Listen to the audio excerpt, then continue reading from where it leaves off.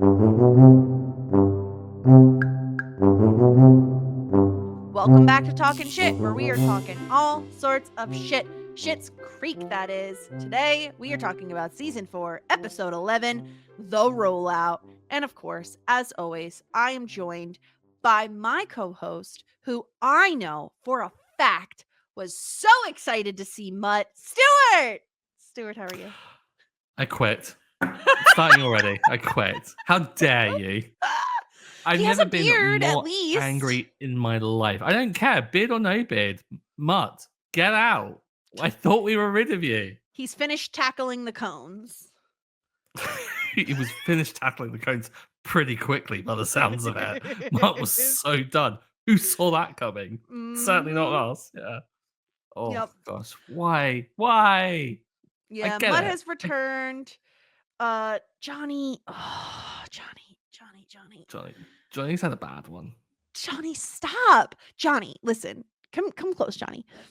We want to give you points, okay? We really strive. We are rooting for you, buddy. We're rooting for you. You make it so hard for us when you put poison oak in the motel rooms and blame David's moisturizer. That aside, the rollout. The rollout. Let me say rollout again. Roll out 70 more times and we'll get close to Johnny. Yeah, the rollout. The episode The Rollout. Stuart, broad thoughts on the episode. As much as we just dogged on it immediately, I really enjoyed this episode actually. It was a real hoot. There was some really kind of like, I think, some good swerves that came about from it. Some excellent Moira-isms as well. I really enjoyed it. I thought this was a really good one. It was, again, with we often talk about the Venn diagram of like story, comedy, progression. I think it's had a blend of everything, which is, for me, always a good mix. I like it when we get a bit of everything. I like a buffet of an episode. It is a buffet of an episode. There's a lot going on. So let's get into it. Let me give a quick little recap here at the top, just in case you haven't watched the episode recently. Firstly, Ted, give Alexis the puppy to snuggle. It's the least you can do, okay? We have to start off there. Now that that's out of the way, let's dive into the rest of the episode. Frickin' Mutt returns, because I guess he's about to be a big brother or whatever. Tallahassee is off tackling the cones with a guy named Moonshine. So Mutt is single and ready to mingle with Alexis. They get caught in the barn, in the rain together, which sounds familiar because it did already happen once. But Alexis isn't interested in Mutt because she still loves Ted.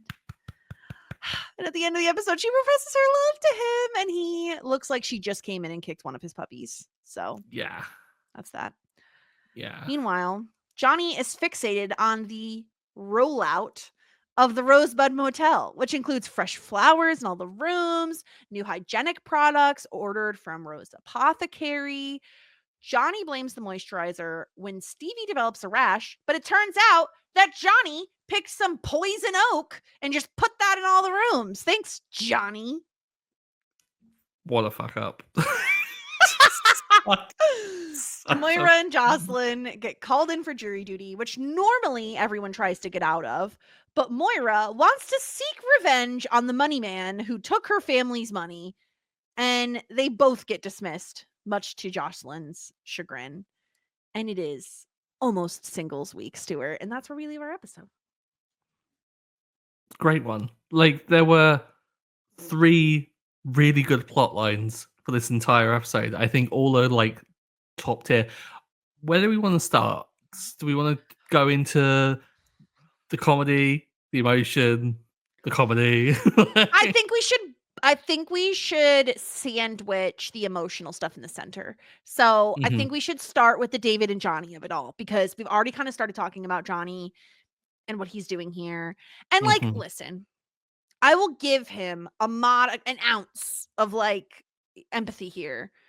When you do see Stevie rubbing the lotion all over her arms, understandably, that is your estimation of what is happening. But like, truly, did no one ever teach Johnny about poison ivy and poison oak? Okay, here we go. Stuart, do you have poison ivy over there? I don't believe we do. No. No. No, You really don't? we have stinging nettles. I'm not sure if we just call them something else, I'm looking. which are like Stinging nettles. yeah, so like No, and that's something different. yeah. So we have stinging nettles, and that's probably the worst thing that you can encounter when you're a kid. It it's awful, really stings, and you have to rub like a different plant on it to like get it to go away. So you have to find dock leaves, which usually grow nearby, and they're like these broad leaves with like little red pocks on them, and then you rub that on, and it tends to like Uh-huh. take the sting away. But yeah, poison ivy sounds awful. Okay, it is. It is. As a child of nature, I was outside a Child of lot. nature. I was outside a lot. I learned what poison ivy was at a very young age. Have you ever heard the phrase "leaves of three, leave them be"? No. That is a phrase about poison ivy because there's like Okay. three leaves that come off of it. Yeah, I've definitely had poison ivy rashes before. I think I mean, lotioning them probably not the best tactic. It's like not the worst tactic, but like Because you'd be usually like, obviously, the irritant would be then just like caked in a protective layer, right? So exactly. And you might also get relief from the moisturization, but like it's still like sealing it yeah, in, right? especially if the moisturizer, I mean, we know it's like organic or whatever the heck, but if it has any sort of scent to it, I feel like that's probably not super helpful. Um, but yeah, like Johnny, Johnny. And like the worst part is he immediately blames the moisturizer and he's already mad at David because David is delaying the rollout because they didn't have the moisturizer. Here's the thing though. It's all about it's a supplier problem. Like, what is David supposed to do? He's waiting to get the moisturizer from his Hmm. client. What is he supposed to do? This is another thing in the workplace that I get quite annoyed at when people get kind of annoyed at middle people being stuck between processes. Why is Johnny not building in resilience to his rollout? Expecting that suppliers will let you down as Mm, suppliers always do. This is Johnny's fault. Johnny should be factoring in, oh, okay, maybe the supplier might be a bit late for it. So let's do the rollout a little bit later than what it is. Or like factor that in when you order early. yeah. Johnny is totally at fault here when it comes to the whole situation. Yeah, okay, David was a week for a supplier thing to be That's late. nothing. It's not. Yeah, it's And it's not nothing. like the motel guests are going to be like, "Where's my moisturizer?" Like they don't know any better. Like Stevie might be. I feel like the moment Johnny should have pulled back and realized it wasn't the moisturizer is when David is like, "I've been putting this on my face for 3 months." Like, Mhm. sure, it's a new batch, but like can we think of other things that have See, changed? I thought Johnny should have realized when Stevie told him that it was present before she put the moisturizer on, and Yeah. maybe trust that. Or that admittedly, Stevie does then say that she's been putting it on for a She's like, while 'cause she's been I don't stealing know." it. Yeah. But like, I don't know, like, why do you want to jump to the assumption that it's your son that's let you down and your son that's like been at Mhm. fault here? What is I get it in a way because Johnny is kind of he's worried. I think it's coming out from a protective standpoint of just wanting to make Mhm. sure that like David's not opening himself up to risk. Like he even says like you could be sued.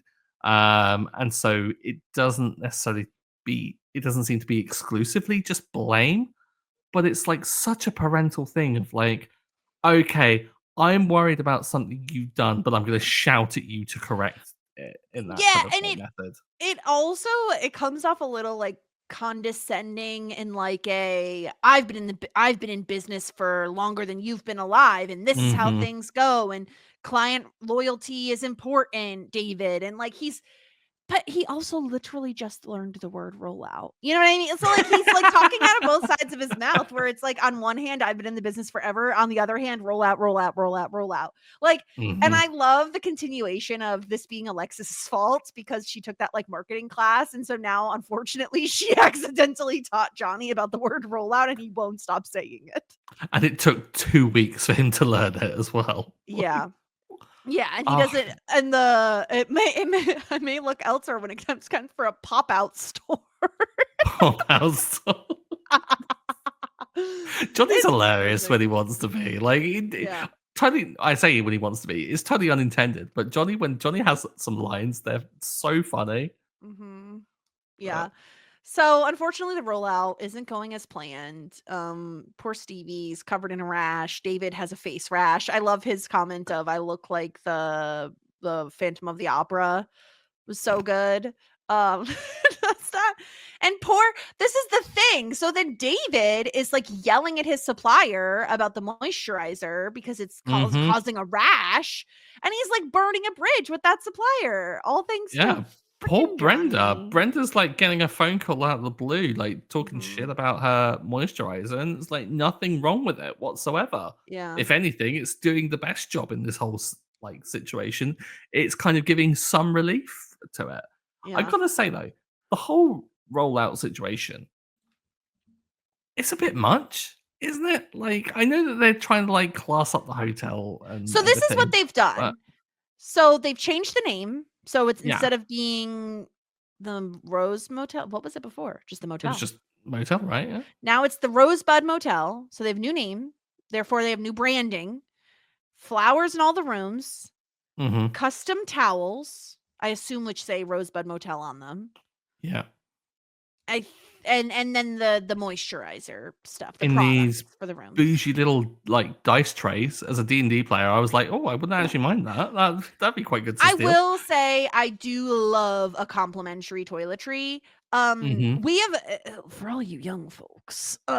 If I don't know how it works over there, Stuart, but I find that the last like I don't know 10 hotels I've stayed in, they no longer give you like complimentary toiletries. Instead, they have like shampoo, conditioner, and body wash affixed to the shower Yeah, stall so you can't take it when you leave.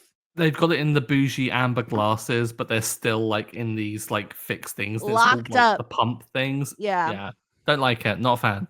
No, we're going old school here at the Rosebud Mm-hmm. Motel, and you get little containers.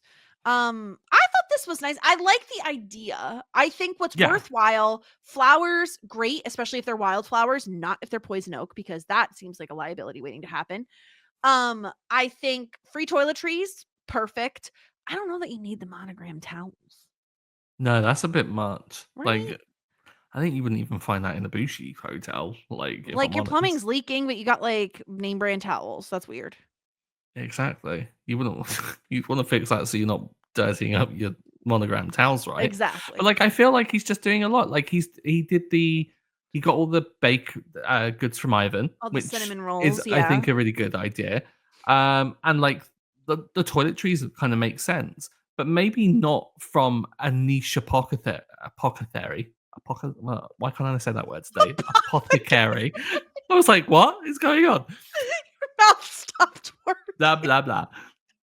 From a niche apothecary in town. Like, go to a big supplier, buy in Mhm. bulk. This doesn't seem to be good business. And Like, yeah, like okay, it's David supporting says, local business, but it's not good business. yeah, David is like, this isn't exactly on brand for my store. Like, I'm doing Yeah. you a favor. It was very funny. I did get a good kick out of Stevie, show me your arms again. I don't want to show him my arms again. Poor Stevie was such a So trooper in all good. this. All she wanted to do was go home and get away from it all. And Johnny was like, no, like, Show we him need to your get to the bottom arms. of this. Yeah. Oh, Yeah. gosh. It's so good. Um so yeah, so that's what's going on with them. Let's talk through everything going on with Alexis this episode cuz first we start the episode with Alexis and Ted and apparently the puppies are going to be involved in singles week. Because, you know, they're going to adopt some dogs. And so they need fun flirty dogs. So this is I didn't quite understand this No one does. because It's just a way to get yeah, Ted involved.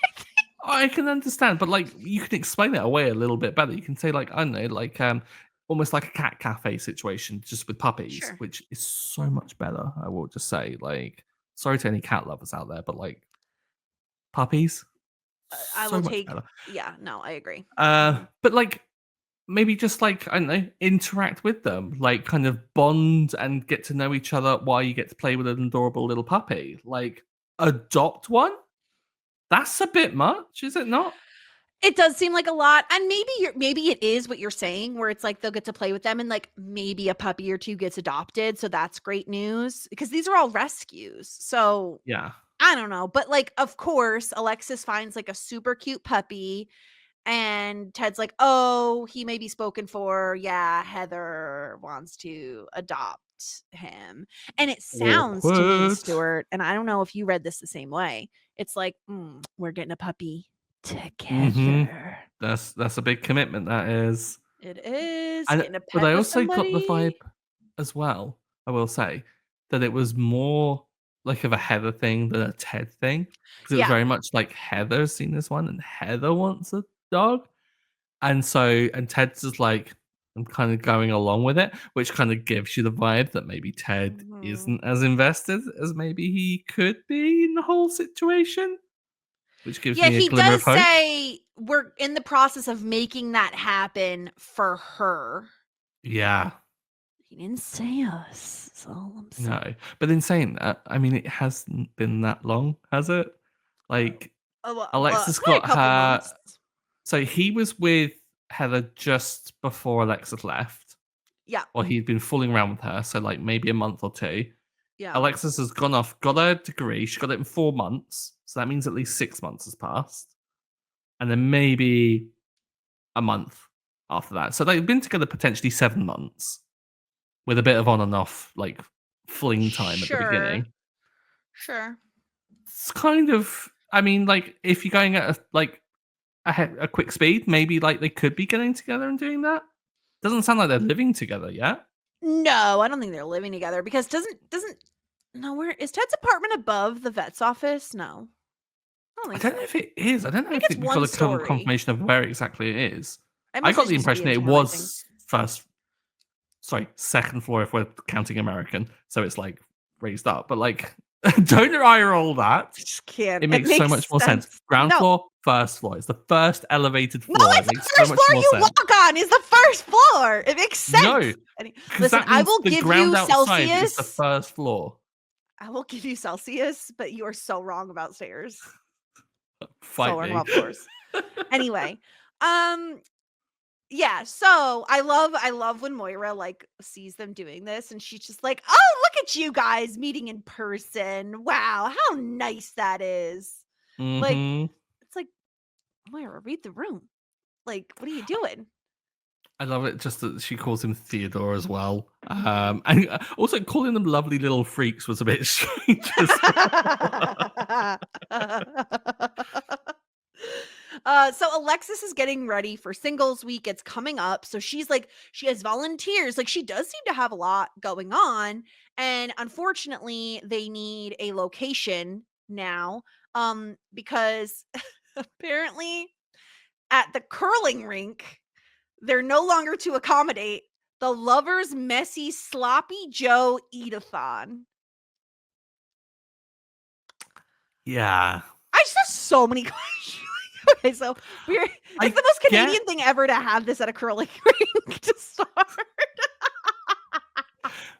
so sloppy joes aren't a thing we have over here either. And if I'm right in thinking it's like a red sauce with like mincemeat in buns, right? Is Like mincemeat it's a ground really meat? ground meat, yeah. Then yes, if you put it in such basic terms, sure. Yeah. Well, like if we are to like drill it down to my English understanding of what a sloppy joe is. And so like okay, I understand. Sloppy, messy, it would be a messy Mhm. thing. And love can be messy. This is a point where you need someone with just a modicum of just, organization, kind of practicality, just go, is it the best thing to have people flirting and eating sloppy joes? Or is It's like anyone what gonna pull at this thing? Yeah, No? like most people aren't like ordering ribs on like a first date, you know? No. And it's because it's a little awkward, because it's a little messy and it's a little gross. And listen, I love sloppy joes. Once upon a time, when I was a child, and it was my birthday, it was like, well, what do you want to have for dinner for your birthday? Every year, I have big sloppy joes Wow. because I'm a weirdo. But I love sloppy joes. If anyone has seen the movie It Takes Two, have you seen the Mary Kate and Ashley movie It Takes Two, Stuart? Please tell me you have. Is that the I'm one gonna be very upset with if you haven't. Kirstie Alley? Yes, it is. Opens with the baseball scene Yes, in it the is. street and stuff. Yes. Yes, iconic. They eat sloppy Janes, which is the same thing as a sloppy Joe. But I guess it's a female version. And anyway, I love sloppy Joes. I don't think this is a good idea. I can't think of something less sexy than an eat-a-thon. Like, I just don't know, like, first of all, like, if you're eating a lot, you're gonna be full, and then you're gonna feel sick, and then someone might throw up. Like, you don't want that. You don't want to be bloated on a date, No, a that's first the date as last thing well. you want. Yeah, Exactly.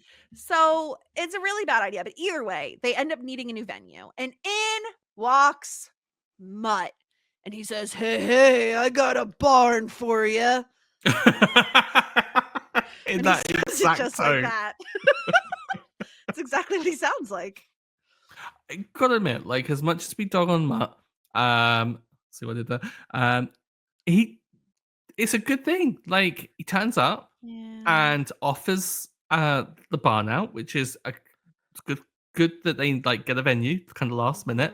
And it's a great way to be really pass-ag towards Alexis for not checking on the place the entire time. Yeah, which she Alexis was offered. supposed to water the plants, and she like literally never stepped foot inside. They're So dead. he The plants are dead, Jess. they are dead, and there's the you know what's not dead? All the raccoons living in Mutt's house now. So that's not great. But she's like, "Oh, I'll help clean." We know that's not happening. Yeah, exactly. But it does get them a chance to reconnect a little bit. And yeah, I love we get Tallahassee brought back up. What happened to your referred to pinecone as dream? Tallahassee as well, Yeah, which was just perfect. I love it. And they called it off the day they arrived. And apparently now Tallahassee is married to Moonshine, who owns the cone farm. Yeah. Gave big cult vibes, like hippie kind of cult family situation. I can see why that went the way it went. Yeah. But the day they Probably broke up, best. I mean, Mutt found 700 cones.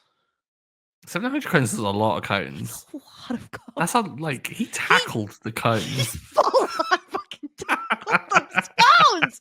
He tackled the cones. And Moonshine and his daughter, Petal.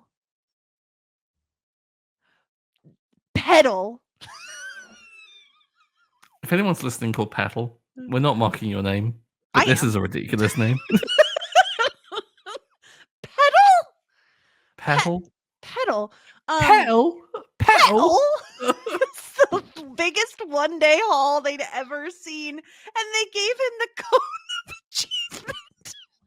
Cone of achievement actually is brilliant. I just imagine this little like spray painted gold cone, and they're like, like a whole ceremony. Yeah. And what does the cone of achievement get you? An extra 2 showers a week. Oh, 2 showers a week. What a treat. Why is that not just like punishment? I just tackled 700 cones. I'm showering now. Showering now. Yeah, exactly. Yeah. 700. I deserve 7 showers. Smelly hippies. Just no. Get away. Get away from them. Mutt is so much better to be gone from this whole situation. But he does end up with cone wine. How? Can you milk them? Can you squish them? Like how do you get wine out of dry pine cones? Like grapes do you make milk wine. it? Is it like an almond milk situation? Like how does this work? Juice the cones. Juice the cones. But like I think the joke around it, the fact that the bottle is like bright orange makes me think that like someone has like thought of the joke of it being like traffic cones wide, which I thought was just I cackled to myself when when I noticed. So on first watch, I was like, what the cone wine? I was just obsessed with that idea. I didn't actually look at the bottle and saw that it was bright orange as well. Yeah. It's ridiculous. Every time we've ever heard of any sort of alcoholic beverage in the town of Schitt's Creek, it's always awful. Like there's like champagne or whatever the heck that was. Oh yeah. There's cone wine. Like, get these people a proper bottle of alcohol. Like, I swear, can we go to Elmdale and just get some good alcohol? Like, what are we doing here with our cone wine and our champagne? What was it called? Was it that? Champagne. Champagne. Yeah. Is it Schitt's Creek or is it just Canada? Like I don't I don't know. know. Is this what it is like on the I eastern side of think Canada? I Who mean, they knows? probably drink moonshine, but I've had moonshine. Have you ever had moonshine? Do they have moonshine over No. there? No. Moonshine's just Mm. like brewed your own like alcohol, right? Yeah, How is it made of? I have no idea. I didn't ask questions. Wonderful. Just drank Great it. podcasting. Did Yeah, someone like it was when like you say you tried it, like strawberry did someone flavored. make did someone make it then? Yeah, I'm near my parents' camp. It's like super rednecky. And someone knew Oh. someone that made moonshine. All I know is that the old illusions of like, oh, if you drink it, then you'll probably go blind because it's I like mean, I so didn't. strong kind of thing. That's why I Oh, have eye problems. that's It all why. Yeah. stems from the moonshine. Um, so they catch up. They have a little catch up moment. And I feel like it's very obvious the entire time that Mutt is like interested, right? They're talking Pining about for singles Alexis. week. Yeah, pining. Ah. Mm-hmm. Um, and he's like, "Oh, it's so funny. You're bringing people together. Here we are, still single." Like, it's very he's poking at something. And Alexis is distracted. She keeps going back to like, "So you had a little talk with Tallahassee and you said it was freeing, huh?" Like, Mm-hmm. she wants to get her feelings for Ted off of her chest, and I'm so proud of Alexis because let's face it, Mutt has a beard. Mutt is single. The rain is coming down. You hear the little tippy tippy taps on the roof. You're drinking your pine cone wine. It's very easy to slip back into old ways. Yeah. You know, it's very easy to see those abs and be like, okay. I guess as we're here, maybe we should. Exactly. Yeah, Like, it's the whole situation is just engineered to be like temptation. And Alexis is mhm, level-headed. She's like, "No, I'm a college graduate, Mutt. Like, I got my shit mhm, together now. I don't need to like fall back on this. Singles week's important to me," which I thought was yeah. really good of her to be able to do. But also, Mutt, don't go in for that kiss, you shitbag. Like, it was Stop just it. so not necessary. Like, Yeah.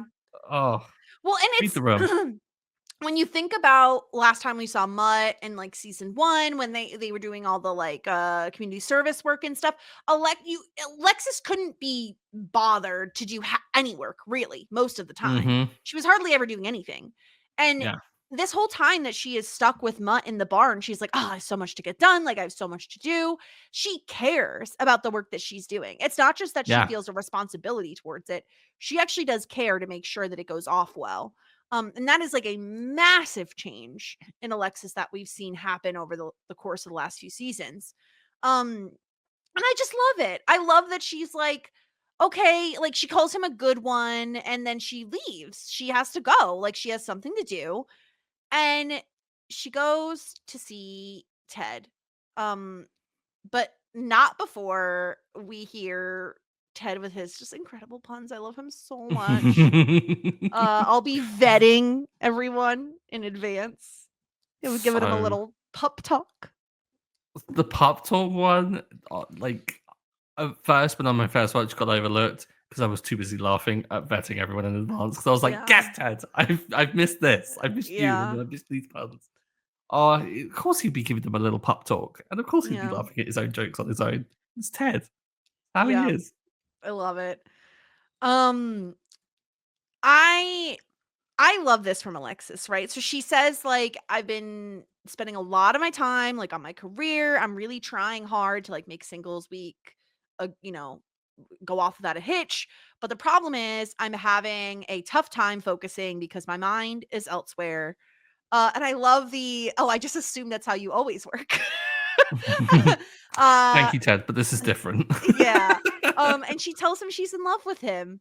And Hmm. she says, and I don't have any right to say that to you, and you're in a relationship, and I'm happy for you, but if I didn't say it, I was going to go insane." And she says, "You're the sweetest man I've ever known, and that's it." And then she also says, like, "You don't have to say anything." And then she asked for a puppy to take home for the night, which Yeah.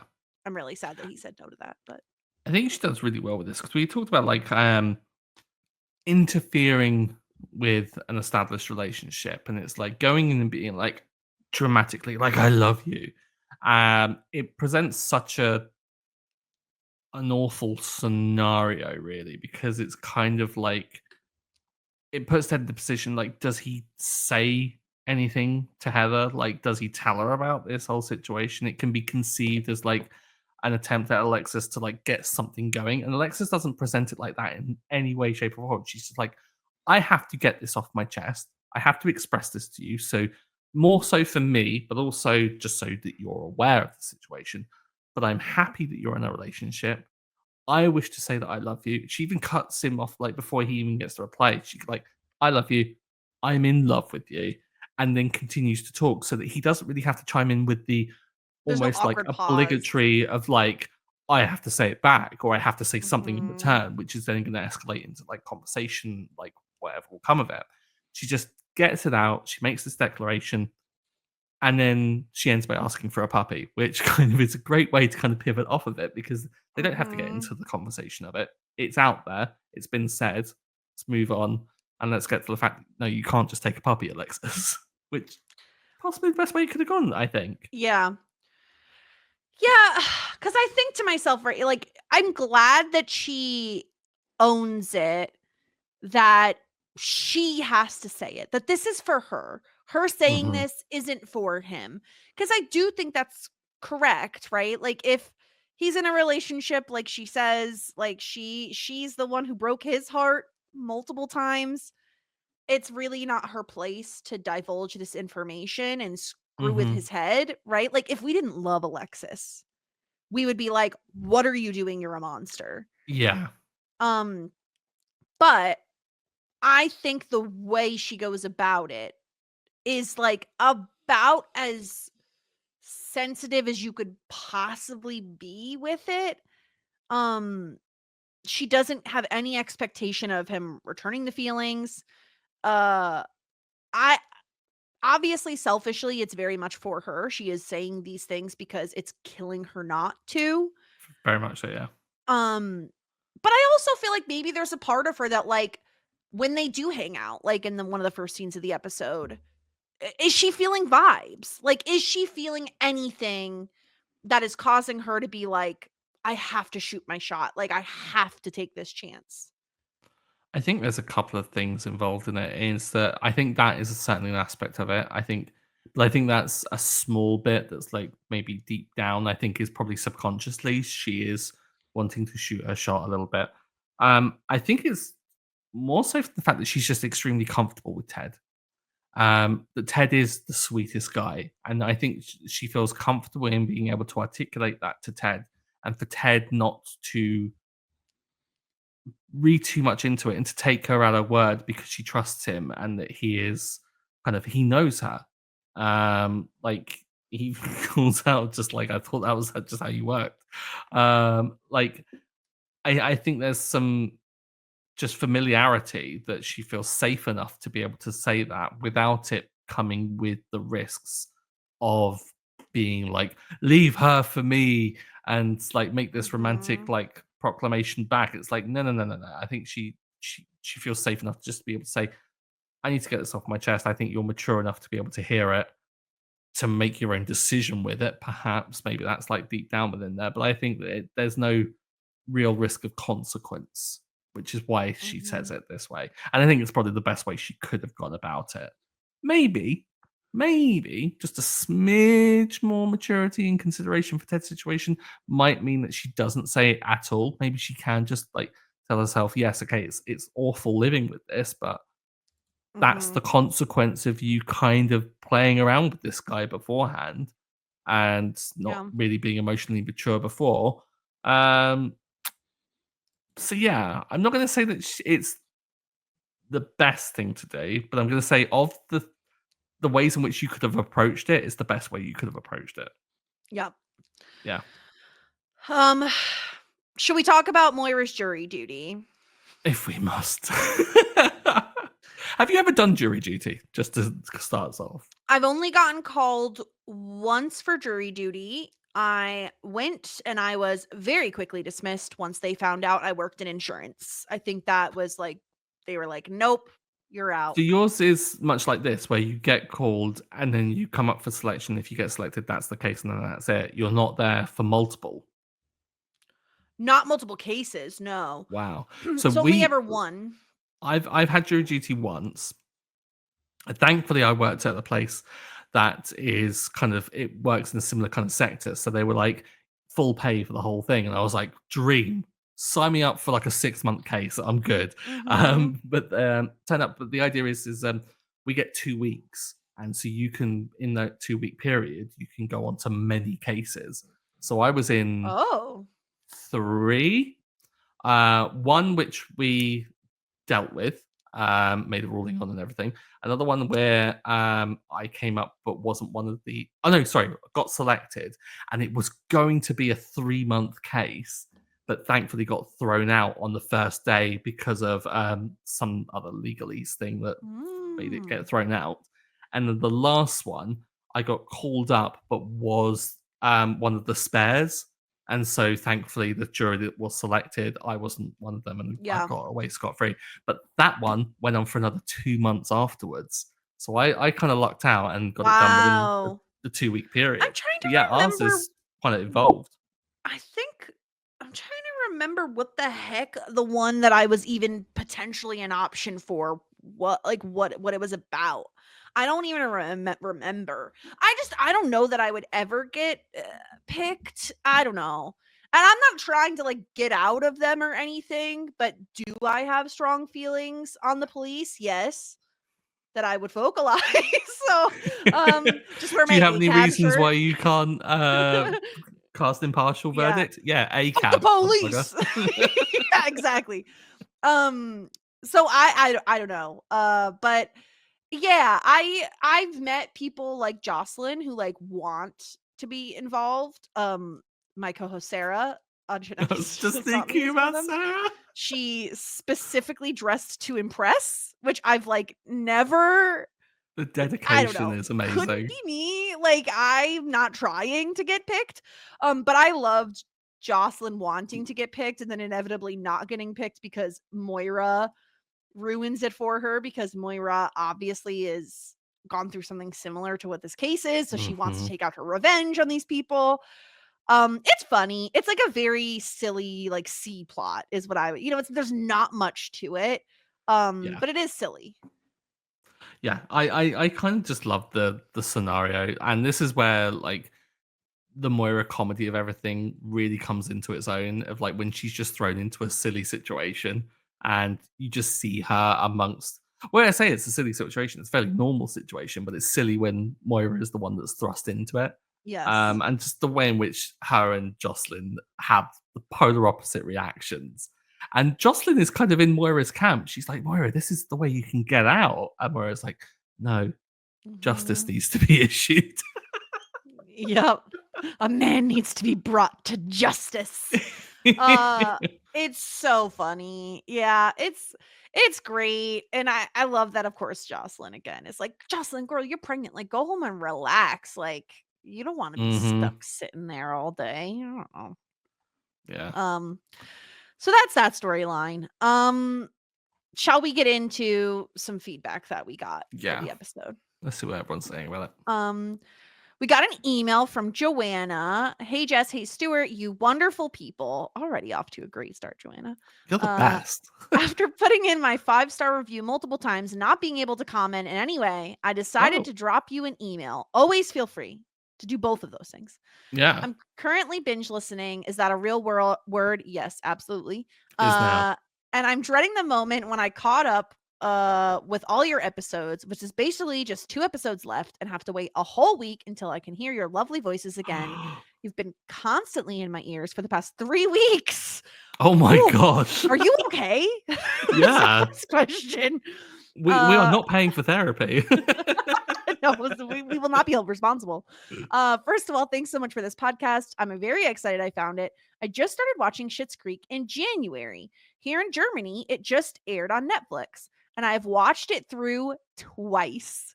And I think I'm going to start Wow. again for a third time tomorrow. That's incredible. How are people able to watch it twice and I'm still not able to finish the show? It's so Yeah, unfair. life is tough. I love the show and all its characters, and I love it even more listening to you feeling the same way. I can't wait for any more to come from you two. You have a new fan now, but also one thing regarding the Jazza guy. I obviously forgave Patrick the second he dropped those lovely "You make me feel right" lines. However, as you're just talking about in this episode, how David hasn't potentially given him a chance to tell him about his fiance, I always think about the moment when they're in Stevie's apartment talking about the Stevie, David, Jake situation. And David asks him, maybe we should talk about your dating history. And Patrick blocks it off immediately but playfully. I know this maybe Ooh. wouldn't have been the best time as they were just getting some alone time for the first time, but I always keep thinking back to this scene. So there must have definitely been chances to talk about it. What do you think? That's so interesting and totally right. It certainly wouldn't have Mhm. been the right time to get into like a deep and meaningful, but certainly No. that would have been the perfect opportunity to make a joke and be like, "Oh, I should tell you about the time I got engaged." And then, Yeah. Or mm, I also think like after you, which is obviously what they needed the space to do, then I think you also can be like, "Oh, you asked me earlier, but like we were busy, but here is my relationship history." You know what I mean? Like you can call back to that moment if you do want to mhm, bring it up. yeah. Yeah, So it's a good bad, shout though. bad Patrick.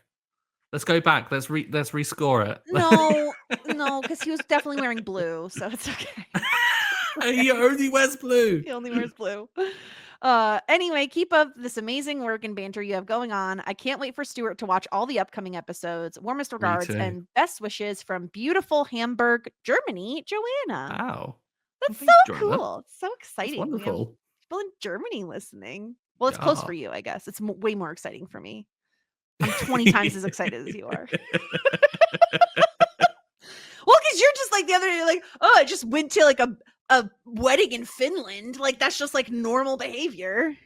It is. It's No, it's like I not. say, it's like jumping to a different state for you. It's like distance is comparable. Ridiculous. We also got a message from Jared. I think both of your anti-Mutt bias is going to show through on the pod this week. With the better writing of season 4, I thought he behaved relatively reasonably and actually made me chuckle a few times. You're not wrong, but it's not a bias. It's a solid cold take. Like we're being honest with you. Yeah. Mutt's just the worst. In He this is the episode, he was not worst. bad though. He was I will say. fine. He was Well, fine.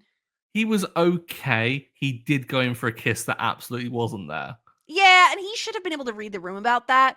The Yeah. only reason I'm giving him like slight passes is because the whole story about the pine cones cracked me up so much. Yeah. And like it's not even the way he's telling it. It's just this literally the facts of the story about a man named Moonshine and his daughter Petal.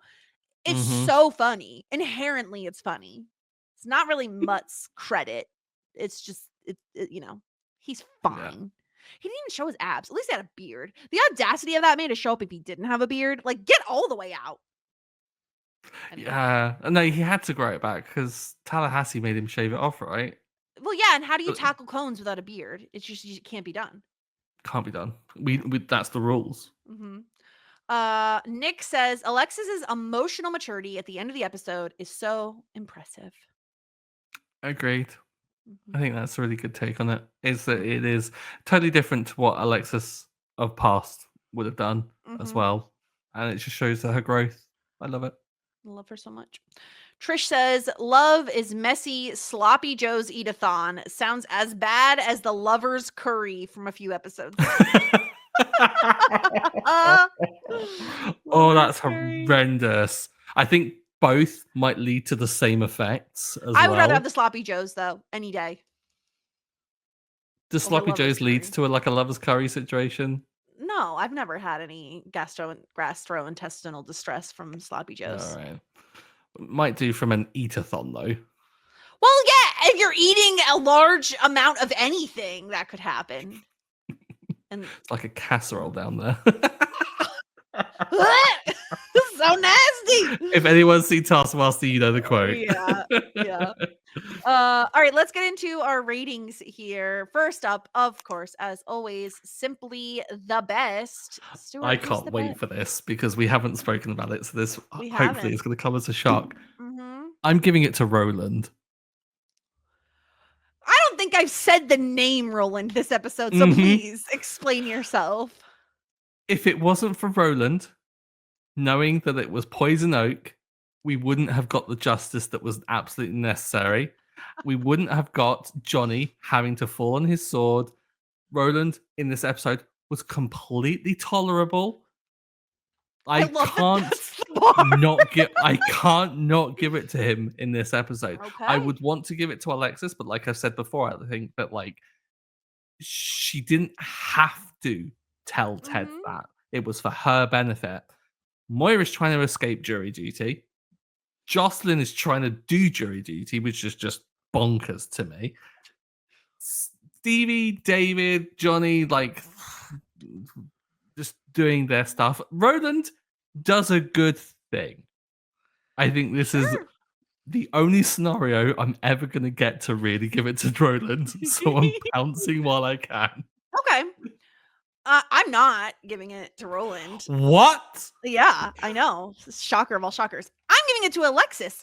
And it's not even necessarily because of the Ted thing, because I agree with you. I think that's mostly like self-interested. I wouldn't even say selfish. It's like a self-motivated thing. I'm giving it to her because she didn't have sex with Mutt in like a scenario in which it would be so easy to have sex with Mutt. Like he is asking for it. And she's like, nah, I got singles week to focus on. I got work to do. She's a business bitch. She doesn't have time to be having sex with Mutt. Gotta respect that. Especially considering for Alexis it's been a while. And everyone else seems to be like getting it away. Like you got everyone pairing off. She's the Jocelyn's last getting real. it. Yeah, she's the only singleton that's around at the moment. Exactly. So Twyla's single, right? Maybe. Guess it depends on how it went Twyla with got that the hookup at the bar. Yeah. Oh, she stayed with that guy? She's been dating him since? I don't know, but she got with someone more recently than Alexis has been with someone. That's true. So, yeah. All right. Well, those are our simply the best points. Let's move on to our disgruntled pelican. Stop. Strap in, everyone. Strap in. You know what's coming. Yup. I mean, it's obviously Johnny. Johnny Rose. It has to be Johnny. Like, you can't just blame everyone for a mistake that you made and not get an LVP point. Like, truly, you gave everyone poison oak. Like, that's no joke, Johnny. It's painful and bad, and you should feel a little ashamed of yourself and stop saying the word rollout. Stop it. Stop. I feel like I've returned to my safe space here.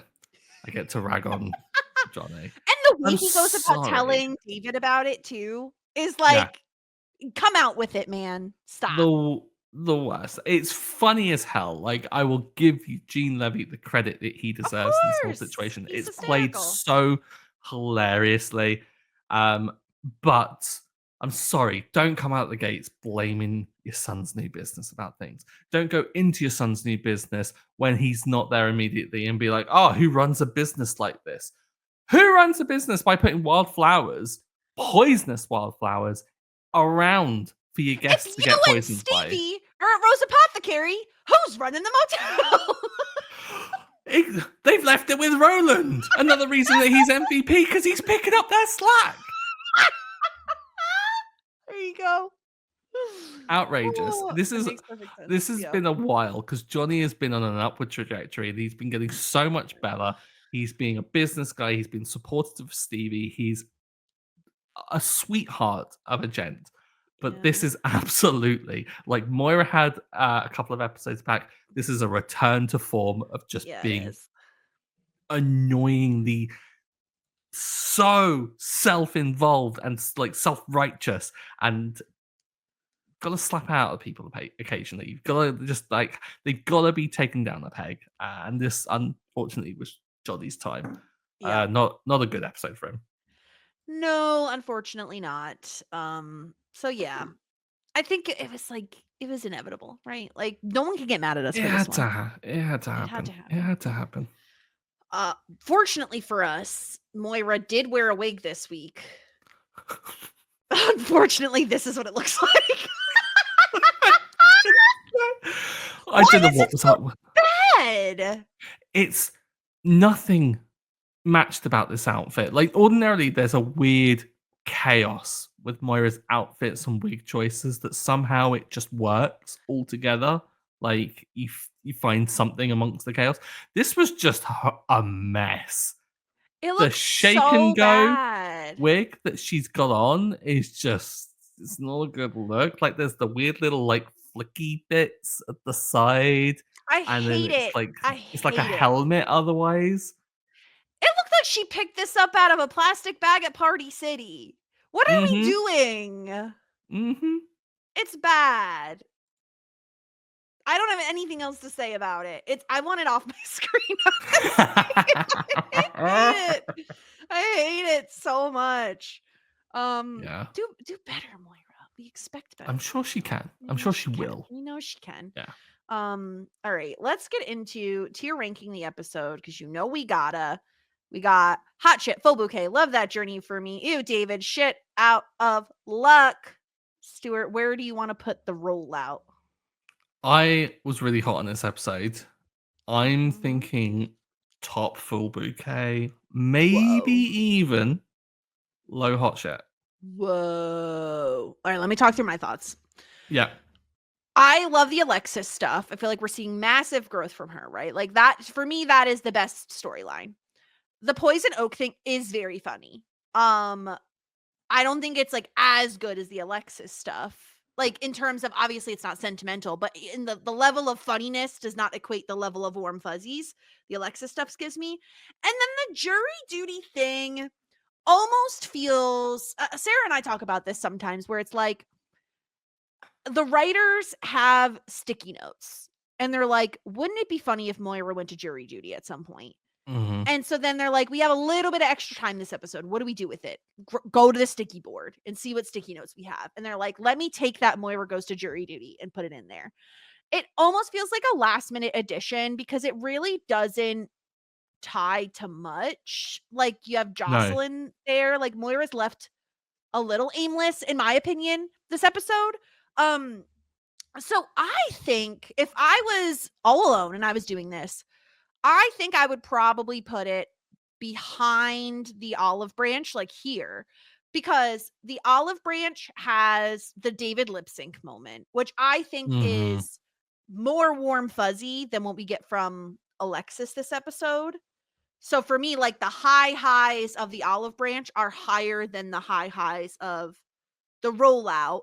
But I also think like the poison oak funniness stuff is better than the serious stuff from the barbecue. Yeah. If that makes I sense. see what you're getting at. I think that I'd be inclined to agree then because I think that like you said, the warm fuzzies from the lip sync certainly do outweigh the warm fuzzies we're getting from Alexis and Ted because we really didn't get any warm fuzzies from it. It was just like, oh, it's a kind of good Good moment. growth. And Yeah.